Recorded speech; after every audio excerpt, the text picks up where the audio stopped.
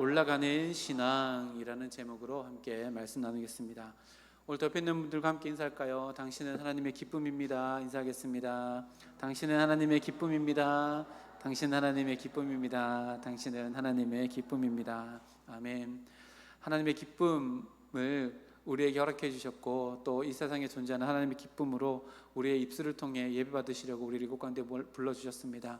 찬양하고 말씀 듣고 또 기도의 사명을 감당하는 자리 가운데 나를 만나러 오시는 그 주님을 만나 더 기쁨이 넘쳐나는 복된 집회가 되기를 주님의 이름으로 축복합니다.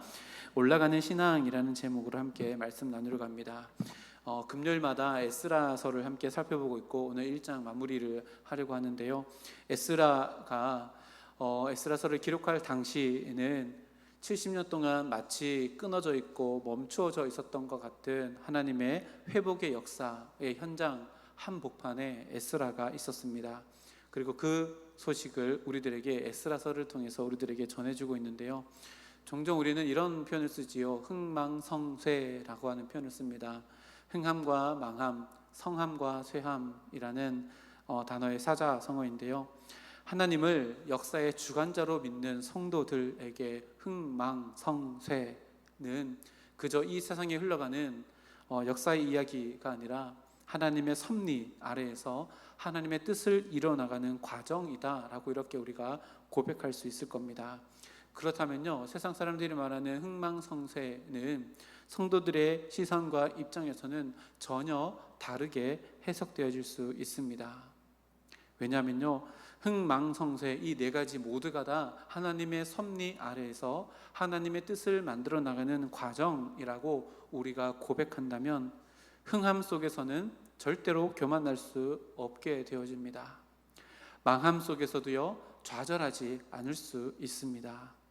성함 가운데도 자만하지 않을 수 있고, 쇠함 가운데도 의기소침할 필요가 없다는 것이 바로 흥망성쇠를 주관하시는 하나님을 믿는 하나님의 백성들의 시선이며 세계관일 겁니다. 그래서요, 우리 성도들의 삶 가운데 인생을 살아가다 보면 흥망성쇠가 다가온다 할지라도 우리는 그 모든 것을 주관하시는 하나님을 믿기에요, 일희일비하지 않으며 깊은 바다처럼 바다 위에 바람이 어떻게 불든 깊은 바다는요, 바람의 영향을 받지 않고 흘러가야 하는 대로 흘러가는 것처럼 우리도 성도의 삶은요, 일희일비하지 않고 깊은 바다와 같이 하나님의 큰 거대한 서사 안에 내 삶을 내어 맡기고, 그 순간이 흥하든 망하든 성하든 쇠하든 상관없이 주님만을 바라보며 살아가는 것이 우리들의 삶이 아닌가 이렇게 생각해 봅니다. 그래서요, 정말 중요한 게 뭘까? 인생에 있어서 생각해 보면 흥하기를 원하는 것 중요할까? 세상 가운데서 아파하는 게 세상 가운데 있을 때 가장 커 보이고, 성하고 또 흥하는 그 모든 것들이 더 중요해 보이지만요, 진짜 우리가 역사의 주관자 되신 하나님을 믿는다면 정말 중요한 것은 그 모든 흥망성쇠의 환경 가운데 내가 하나님과 얼마나 가까이 있느냐 하는 것이 더 중요하다는 것이 신앙의 고백이며 또 하나님께서 성도들에게 바라는 모습이 아닌가 이렇게 생각해 봅니다. 그래서요, 이 세상 속에서 흥한다라고 해서 기뻐하고 즐거워할 일이 아니라, 그리고 또 내 삶이 망하고 쇠하는 것 같다라고 해서 좌절하고 의기소침해할 게 아니라, 그 모습이 어떠하든 내가 지금 하나님 안에서 기쁨을 누리고 있다면 흥함은요, 자랑거리가 될 수 없고, 쇠함도 우리의 의기소침하게 만들 수 있는 요인이 될 수 없다는 것을 우리가 바라봅니다. 에스라는요, 70년 동안 마치 완전히 멈춰져 있고 망해버린 것 같은 인생 역사의 가운데 한가운데 있었습니다. 근데 지금 하나님께서 바사의 왕 고레스 왕을 통해 전혀 다른 역사를 써내려가고 계십니다. 에스라서를 매주마다 묵상하며 말씀을 준비할 때마다 감정이입을 해봅니다. 내가 에스라여서 바벨론 땅에 있으면서 이 에스라 역사를 경험했다면 어떤 느낌이었을까? 분명히 하나님께서 이 바벨론 포로 기간 동안 고레스 왕을 통해서 칙령도 내려서 귀환하라 라고 명령을 했음에도 불구하고, 동일한 시대를 살아갔음에도 불구하고 귀환하지 않고 그것 가운데 있었고, 그 소식이 자신의 삶에 크게 영향력을 미치지 않았던 유대인들도 있었을 것이라 분명히 우리는 알 수 있습니다. 왜 그럴까요? 에스라서에서 보면 귀환한 자들의 명단이 나오는데요, 그곳에 있는 전부의 명단인가? 아닙니다. 극소수만이 예루살렘으로 돌아갔다는 것을 알게 되어집니다. 무엇을 의미할까요? 돌아가지 않는 나머지 사람들, 우리가 다 알 수 없지만, 물론 바벨론에서도 그 사명을 감당할 것이 있어서 남겨져 있는 자들도 있었겠지만, 돌아가는 자들의 눈에는 자기가 바벨론 땅에서 흥하고 바벨론 땅에서 성하는 것보다 더 중요한 것은 지금 쇠하여져 있는 예루살렘으로 돌아가는 것, 이것이 바로 하나님의 거대한 역사의 물결이다 라고 이렇게 고백하고, 지금 눈에 보이는 바람에 따라서 내 인생을 맡기는 것이 아니라 거대한 역사, 깊은 바다에 흐르는 하나님의 큰 서사에 내 인생을 맡기는 사람이 바로 이 에스라서에 등장하는 사람들이 아닌가, 이렇게 한번 생각해 봅니다. 오늘을 살아가면서도요, 우리는 내 인생이 어떠한가에 목매이며 살아갈 것이 아니라, 내 인생이 아니라 이 세상 가운데 하나님의 거대한 역사의 흐름은 도대체 무엇인가에 눈을 뜨고 그 흐름에 내 인생을 맡겨낼 수 있는 귀한 우리의 결단이 있는 우리 성서중앙교회 모든 권속들 되기를 주님의 이름으로 축복합니다. 앞선 본문에서는요, 하나님께 쓰시는 고레스 왕이 칙령을 내렸습니다. 돌아가라 라고 칙령을 내렸고, 칙령만 내린 것이 아니라 귀환할 때에 유대인들이 옆에 살면 유대인들 옆에 있는 이웃들이 유대인들에게 물질까지도 예물로 드려서 예루살렘 성전을 귀환할 수 있도록 도와주도록 재정까지 지원하라고 이렇게 명령을 내렸습니다. 오늘 본문은요, 그 이후에 있는 후속 조치에 대한 이야기입니다. 고레스 왕은요, 그저 왕의 자리에서 칙령만 선포하고 가만히 있는 사람이 아니었습니다. 앞장서서 자신이 칙령을 내린 것들을 실행을 옮기는, 앞장서서 솔선수범하는 자였습니다. 그 이후의 조치가 오늘 본문 말씀에 나오는데요, 그 조치가 바로 과거에 느부갓네살 왕이 남유다를 멸망시킬 때 예루살렘 성전에 있었던 기명들, 기구들을 가지고 온 것에 대해서 반환하는 일들을 이제 실행에 옮기게 되어집니다. 남유다가 바벨론에 의해서 망할 때에 세 차례에 의해서 망했습니다. 18대 왕인 여호야김, 19대 왕인 여호야긴, 그리고 마지막 왕인 시드기야 왕 통치 때 세 번을 쳐들어와서 세 번 동안 포위하고 마지막에 포위했을 때는 예루살렘 성전을 완전히 무너뜨리고 포로로 잡혀옵니다. 그때 그 안에 값진 그 금은으로 장식되어 있던 기물들을 가지고 와서 약탈해 와서 바벨론 느부갓네살이 섬기는 신상들을 섬기는 신당 안에 보관해 놓았습니다.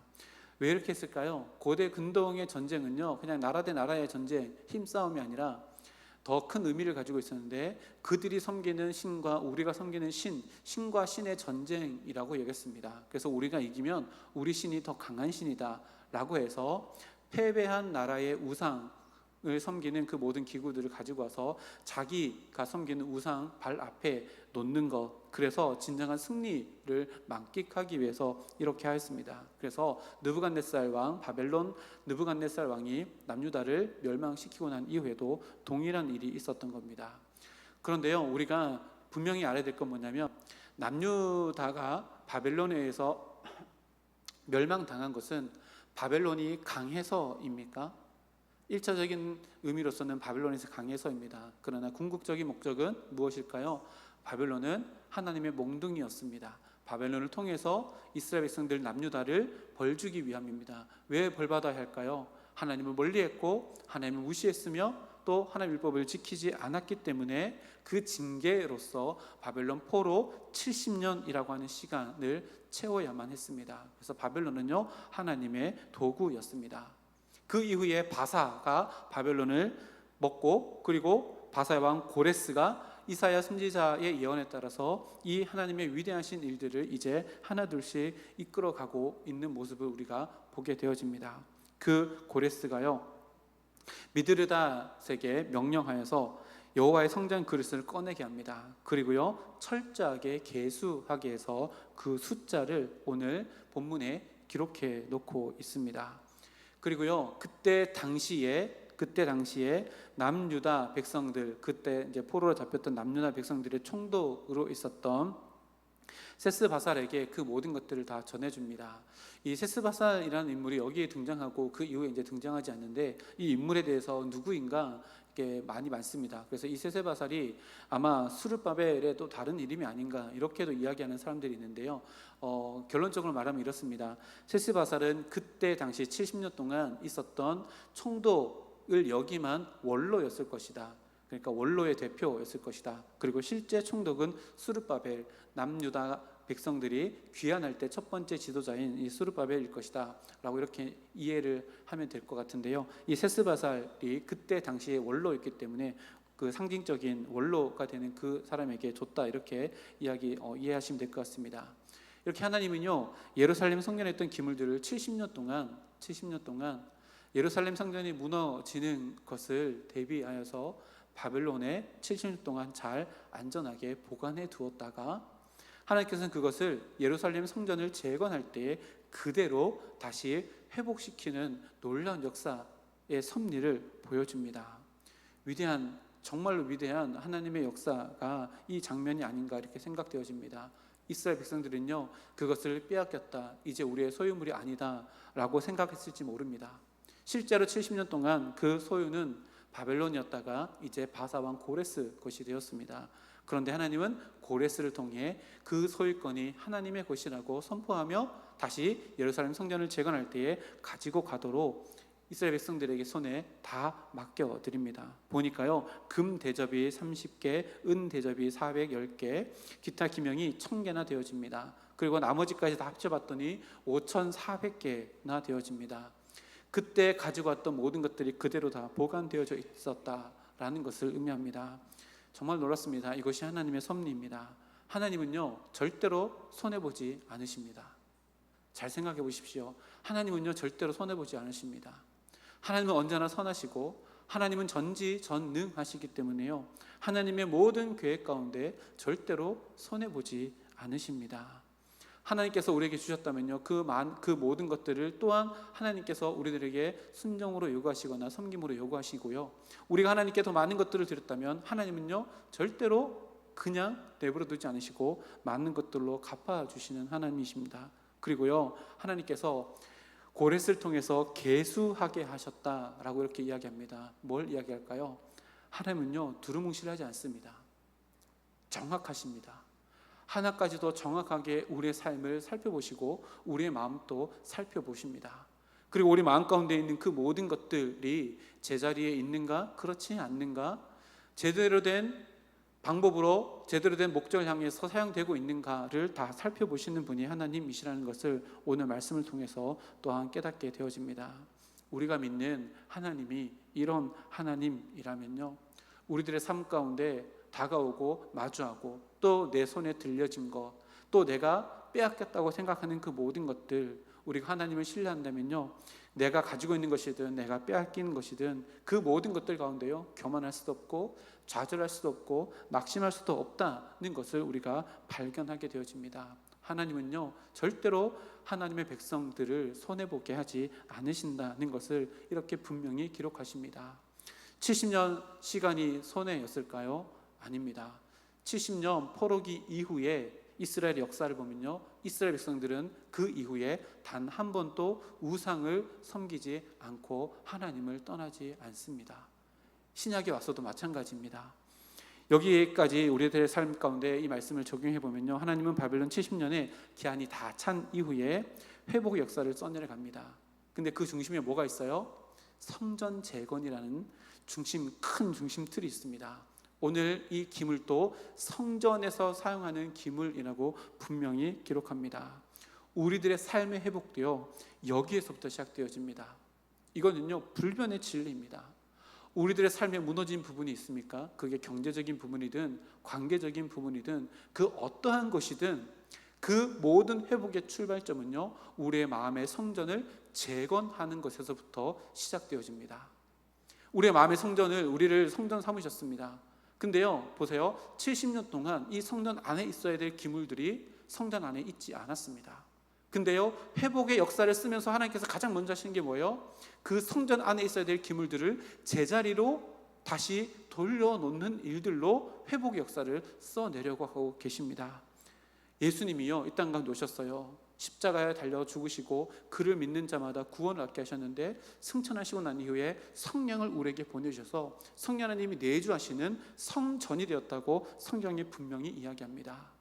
우리들의 삶 가운데 어떤 한 부분이 무너져 있는 부분들이 있다면요, 회복을 위해서는 가장 먼저 우리 재정적으로 무너졌으니까 내가 아르바이트를 3개를 띄워가지고 재정을 빵꾸를 메꿔봐야지, 그러면서 교회를 소홀히 한다? 아니요, 헛고생입니다. 내가 건강이 무너졌는데 금요 집회 나가면 김 목사 열심히 기도하던데 나 그렇게 하면 핏줄 터서 죽을 것 같은데 안 나가야지, 그러니까 나 열심히 잠도 자고 운동도 해야지. 아니요, 헛겁니다. 어디서부터 시작돼요? 내 마음에 하나님의 성전 안에 있어야 될 기구들이 그 자리에 있어지는 성전의 재건으로부터, 다시 말하면요, 나와 하나님과의 관계가 온전히 회복되어지는 곳으로부터 모든 문제의 실마리가 풀려져 나갑니다. 제가 아는 어떤 가정이 있습니다. 이 가정은요, 결혼하고 나서 농사를 짓는데 부부가요, 찌질도 못 사는 거예요. 하루는 양식이 떨어졌습니다. 양식이 떨어져가지고 친정 가가지고요, 쌀을 구걸하러 갔는데 부끄러워서 쌀을 구걸하지 못하고 와요. 근데 친정 아버지가 딸이 온 걸 알고, 딸이 왔다 그냥 가는 걸 보고 쌀이 떨어졌나 보다 라고 해서 쌀 한 포대를 딸네 집에 갖다 놓습니다. 이렇게 지지리도 못 살았습니다. 근데요, 이 가정이 예수 믿는 가정이었어요.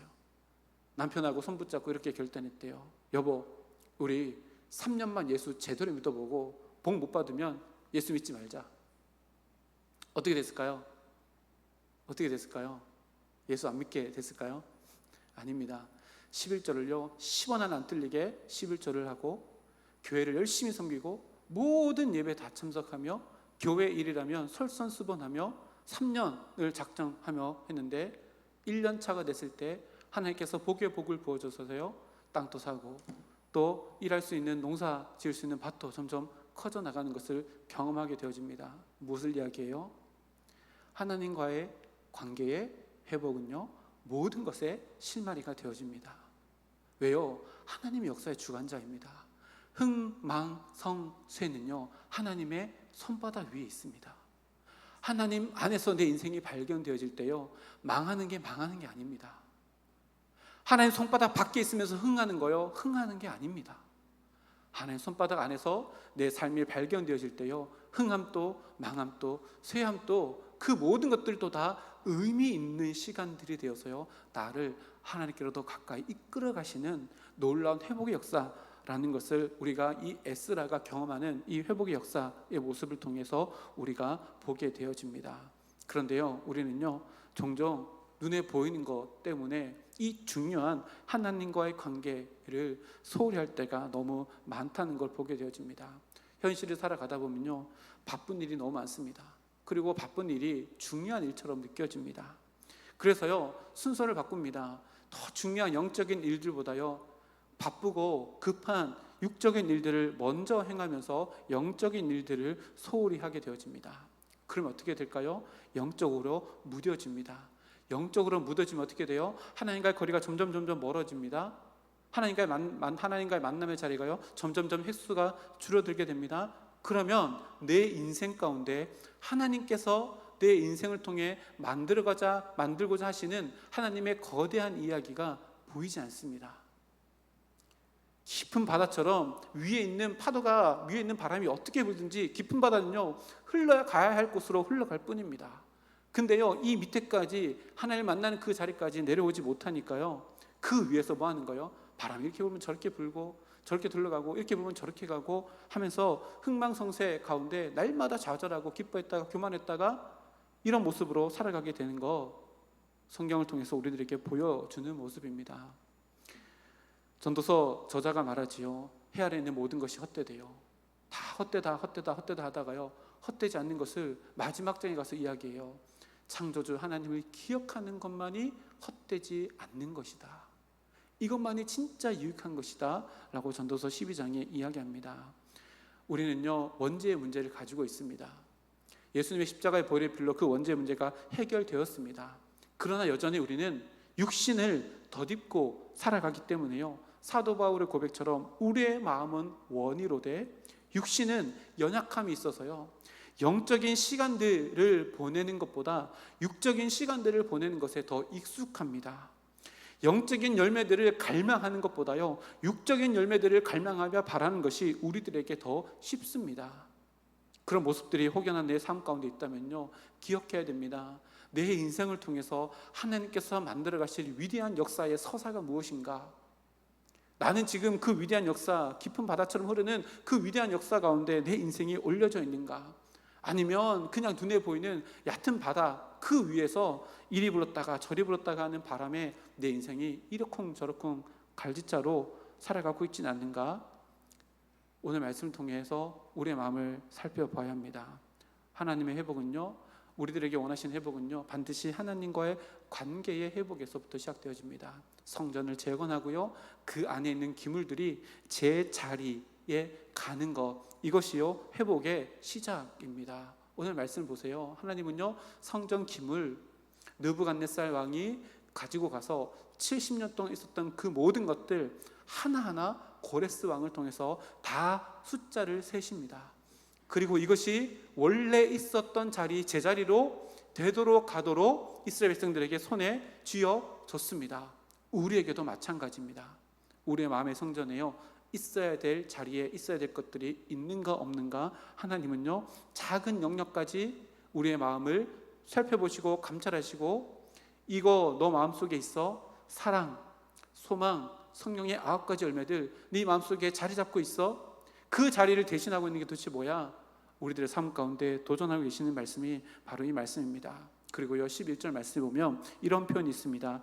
사로잡힌 자를 바벨론에서 예루살렘으로 데리고 갈 때에 라고 하는 표현이 있는데요, 이 데리고 가다 라고 하는 표현이 헤알롯이라는 히브리어 단어인데, 이 헤알롯이라는 단어가 가장 많이 쓰여진 곳이 언제냐면 광야 생활 가운데 그렇습니다. 광야 생활 가운데 이스라엘 백성들을 약속의 땅으로 데려갈 것이다 라고 할 때 이 헤알롯이라고 하는 단어가 계속해서 쓰여졌는데, 원래 이 헤알롯이라고 하는 단어를 번역할 때는요 올라가다 라고 번역하는데, 여기서는 데려가다 라고 번역했는데 원어의 뉘앙스를 살리면 올라가다 라고 하는 의미입니다. 이스라엘 백성들은요 지리적 위치가 높든지 낮든지 어떠한 것이든 상관없이 예루살렘은 반드시 올라간다 라고 이렇게 표현합니다. 우리들의 삶도 마찬가지입니다. 우리들의 삶도 마찬가지입니다.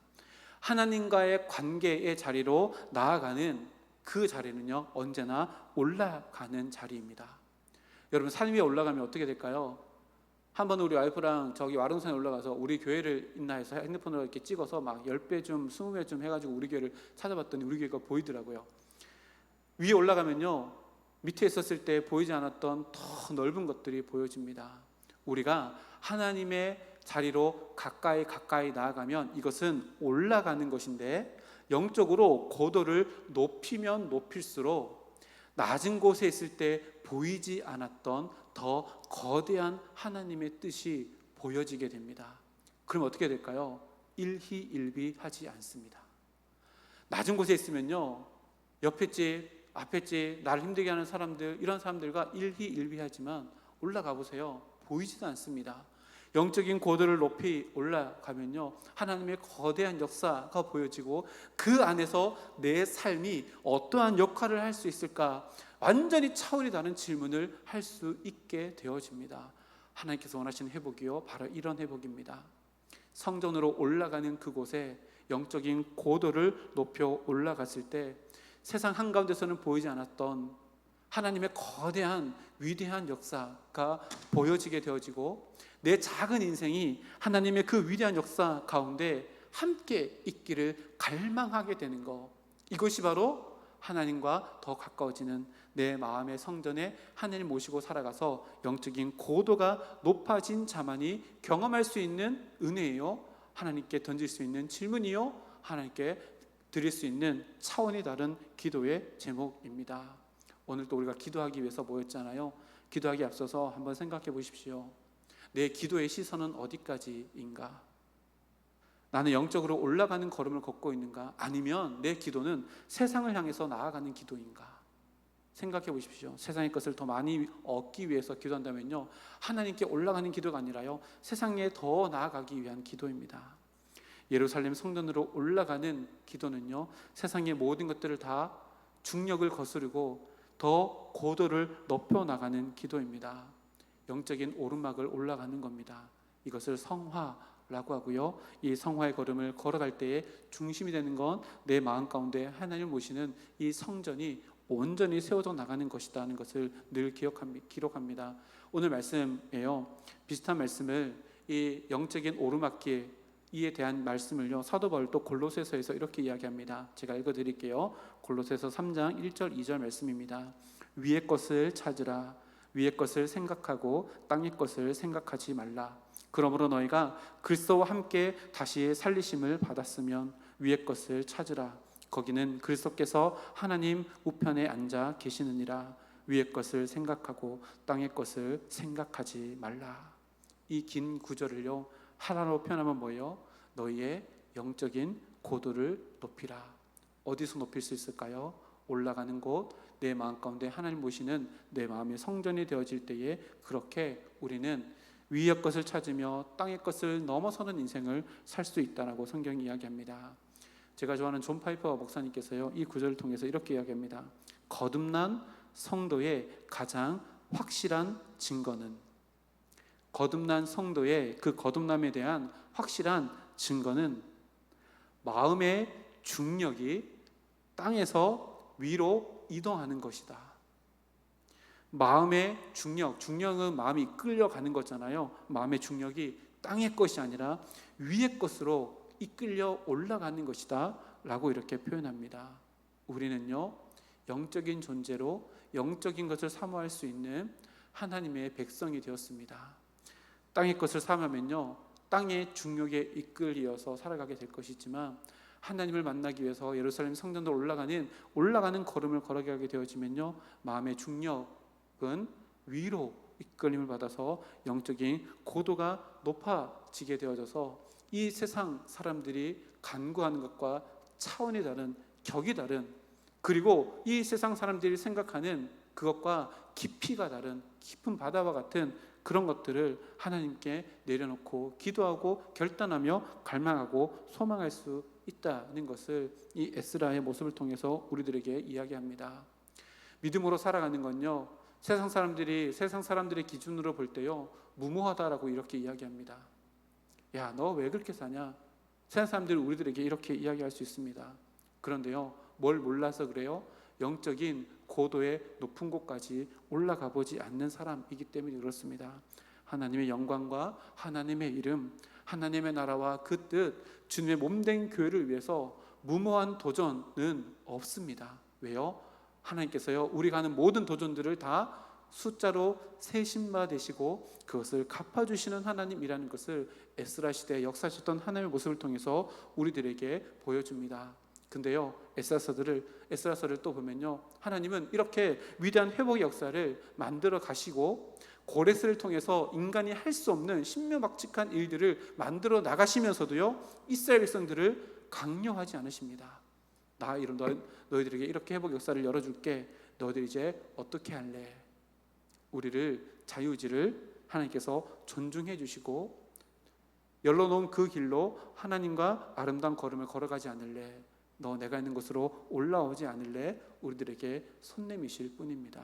오늘 기도하는 가운데 우리에게 손 내미시는 그 주님의 손을 붙잡고 영적인 고도를 높여서 매일매일 하나님과 더 가까이 올라가는 우리들의 삶을 살아가는 우리 성서 중학교 모든 권속들 되기를 주님의 이름으로 축복합니다. 함께 기도하겠습니다. 하나님